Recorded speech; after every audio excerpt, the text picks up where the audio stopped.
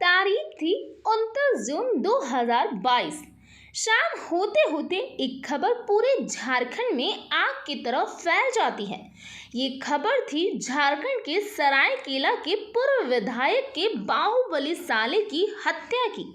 परिवार से लेकर पूरा प्रशासन कातिल की खोज में लग जाते हैं, मगर घटना के 8 दिन बीतने के बाद भी कातिल का कोई अता पता नहीं चलता। मगर इस घटना के 90वें दिन यानी कि 8 जुलाई 2022 को इस घटना में कुछ ऐसा खुलासा होता है जिसे सुनने के बाद पूरा झारखंड शॉक्ड रह जाता है। यह उन दिनों की सबसे भयानक और दिल दहला देने वाली वारदात थी। इस घटना में शामिल अपराधी के बारे में सुनकर एक पल के लिए आपका यकीन करना थोड़ा मुश्किल होगा, मगर जो भी था बिल्कुल सच था।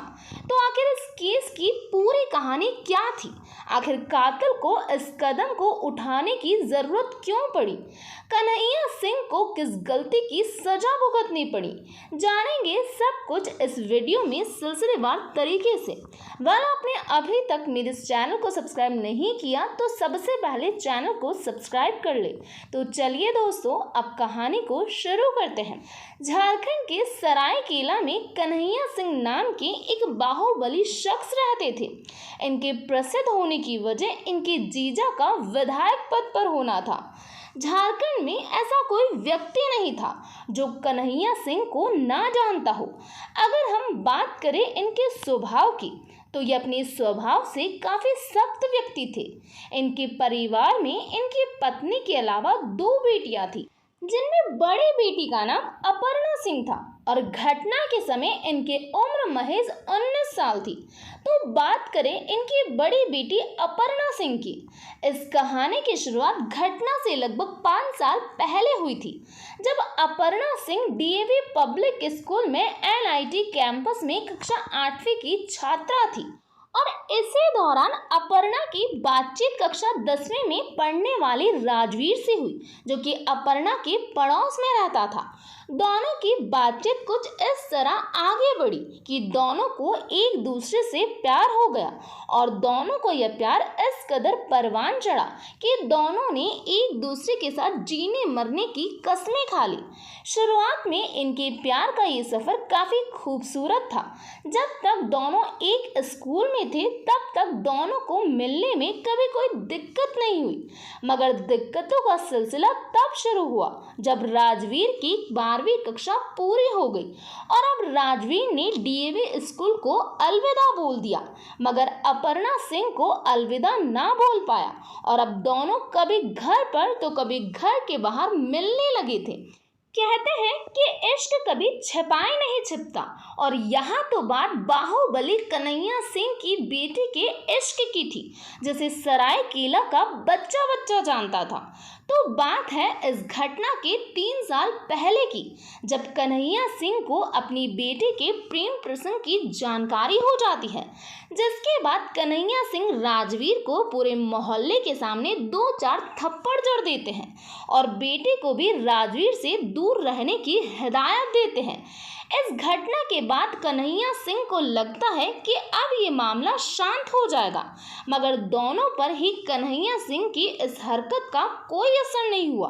दोनों फिर भी छिप छिप कर एक दूसरे से मिला करते थे।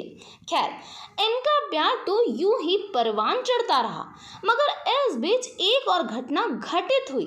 दरअसल जिस कॉलोनी में कन्हैया सिंह का घर था, उस कॉलोनी में निखिल गुप्ता नाम का लड़का भी रहता था और एक दिन कन्हैया सिंह ने अपने घर के बाहर लगे सीसीटीवी कैमरे में उस लड़के को कई बार अपने घर के बाहर मंडराते हुए देखा, जिसके बाद कन्हैया सिंह ने निखिल गुप्ता को भी 2-4 थप्पड़ जड़ दिए और उसके घर के आसपास दिखने से मना कर दिया।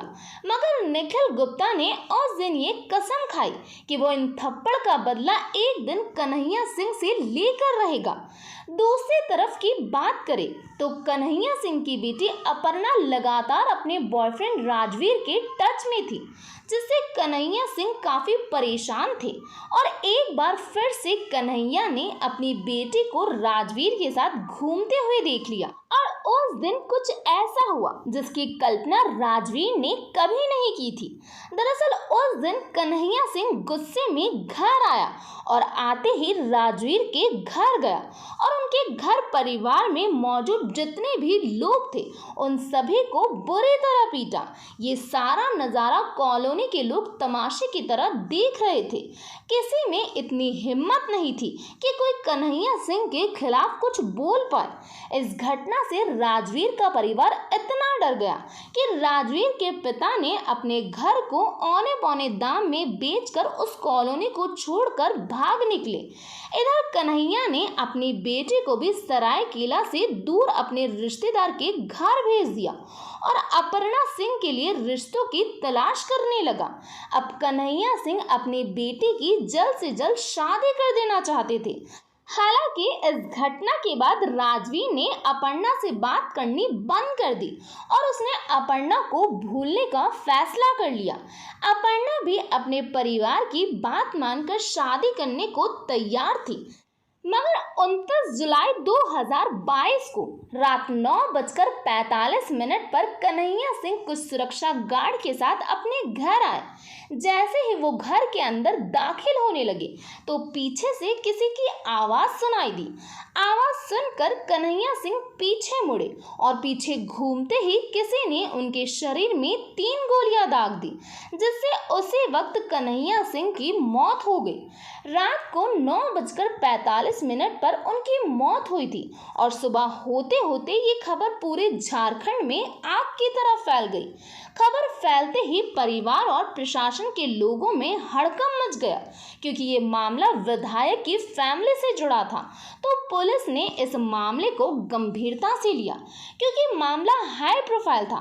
इसीलिए पुलिस ने इस घटना के होने की हर एंगल से जांच की, मगर परिवार से बातचीत और छानबीन से ये बात सामने आई कि कन्हैया सिंह की किसी से भी कोई दुश्मनी नहीं थी और ना ही पैसों की लेन देन से संबंधित कोई मामला था।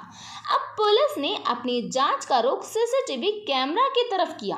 जब पुलिस ने कन्हैया सिंह के घर के बाहर लगे सीसीटीवी कैमरे की रिकॉर्डिंग चेक की तो उसमें 3 लड़के गोली मारकर भागते हुए नजर आ रहे थे, लेकिन ना तो उनका चेहरा दिखाई दे रहा था और ना ही उनके कपड़े ठीक से दिखाई दे पा रहे थे। सीसीटीवी कैमरा का वह दृश्य बिल्कुल धुंधला सा नजर आ रहा था, जिसकी वजह से गोली मारने वाले लड़कों की पहचान नहीं हो पा रही थी। लेकिन फिर भी पुलिस ने अपनी कोशिश जारी रखी और उस लड़के की फोटो दिखाकर आसपास के लोगों से पूछताछ करती रही। इधर परिवार के लोग, खासकर कन्हैया की बेटी अपर्णा, अपने पिता के कातिलों को पकड़ने की अपील कर रही थी।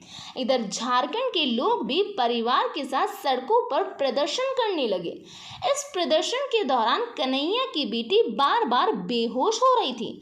मानो ऐसा लग रहा था जैसे उसे अपने पिता के मरने का गहरा सदमा लगा हो।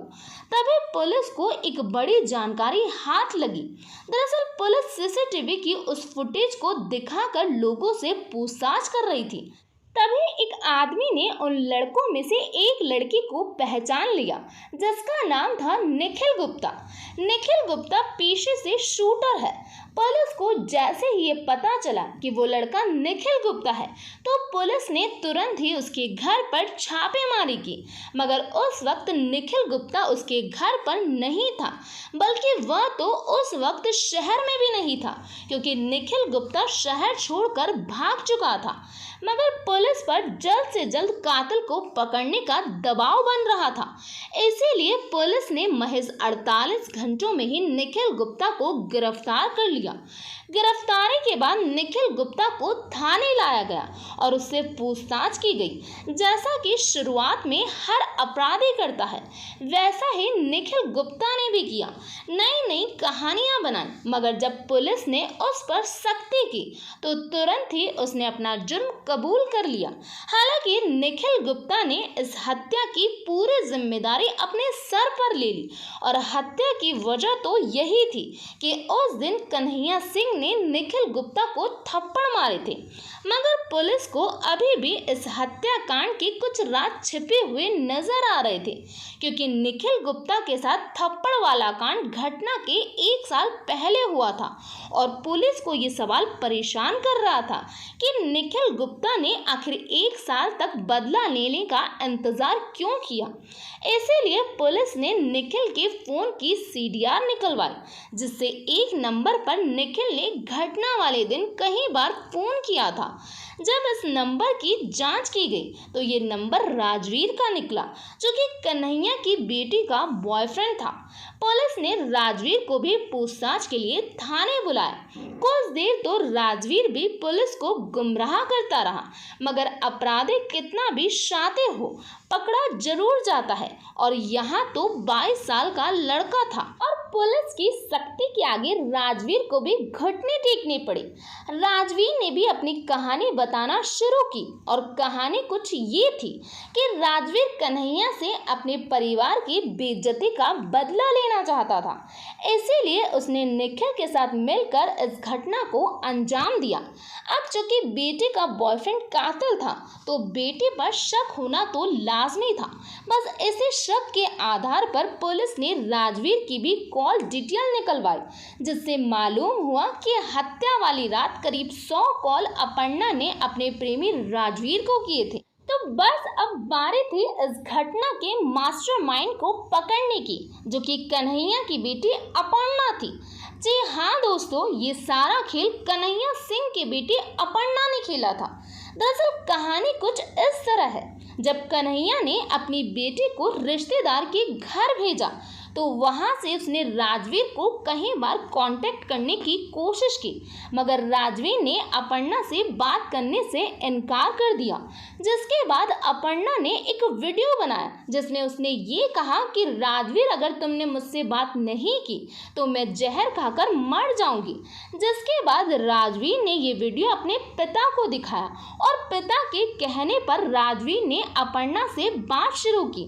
इस तरह दोनों की बातें फिर से शुरू हो गई, मगर कन्हैया सिंह अब अपनी बेटी के लिए रिश्तों की तलाश कर रहा था और अपर्णा को सिर्फ राजवीर से शादी करनी थी। इसीलिए अपर्णा ने कन्हैया को रास्ते से हटाने का प्लान बनाया, क्योंकि राजवीर और निखिल दोस्त थे। और जब राजवीर ने ये बात निखिल को बताई तो वो भी कन्हैया से बदला लेने के लिए इस प्लान में शामिल हो गया। हालांकि अपर्णा ने निखिल को सुपारी की रकम के रूप में अपनी डायमंड की अंगूठी निखिल गुप्ता को दे दी। हालांकि पहले इस घटना की तारीख 22 जून 2022 को तय की गई थी, जब कन्हैया सिंह सोनपुर गए हुए थे, मगर उस दिन कन्हैया सिंह की किस्मत ने उनका साथ दे दिया और भीड़ भाड़ होने की वजह से निखिल गुप्ता उस दिन कन्हैया को नहीं मार सका। परंतु 29 जून 2022 को कन्हैया सिंह की किस्मत ने उनका साथ नहीं दिया और उनकी हत्या हो गई। कन्हैया की लोकेशन उनकी बेटी अपर्णा ने कॉल के जरिए राजवीर को बताई और राजवीर ने निखिल गुप्ता को, और इस तरह इस घटना को अंजाम दिया गया। तो ये था पूरा मामला। इस घटना के बारे में आपका क्या कहना है, प्लीज़ कमेंट बॉक्स में बताइए। तो आज के लिए इतना ही, थैंक यू।